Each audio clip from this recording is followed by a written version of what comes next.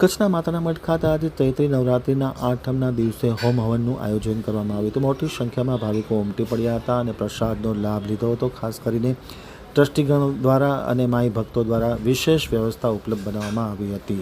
સમગ્ર દેશમાં માત્ર જિલ્લો એવો છે કચ્છ કે જેની દેશ દેવી કુળદેવી માત્ર એક જ છે, તે આશાપુરામાં માતાના મઢ ખાતે આશાપુરા મંદિર ખાતે ચૈત્રી નવરાત્રિ ચાલી રહી છે। આજે આઠમના દિવસે હોમ હવનનું આયોજન કરવામાં આવ્યું હતું। મોટી સંખ્યામાં ભાવિકો આ આઠમના દિવસે ઉમટી પડ્યા હતા। માના ચરણોમાં શીશ ઝુકાવી આશીષ મેળવ્યા હતા।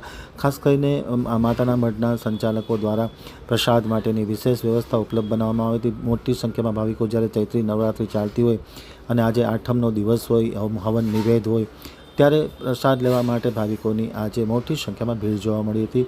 સ્વયંસેવક ભાઈઓએ વિશેષ વ્યવસ્થા કરી કોઈપણ પ્રકારની ભાવિકોને પ્રસાદમાં અગવડતા ન પડે તે પ્રકારની વ્યવસ્થા કરવામાં આવી છે। ખાસ કરીને ટ્રસ્ટીગણ પ્રવીણસિંહ વાઢે, સુરેન્દ્રસિંહ જાડેજા, પરમ પૂજ્ય બાવાજી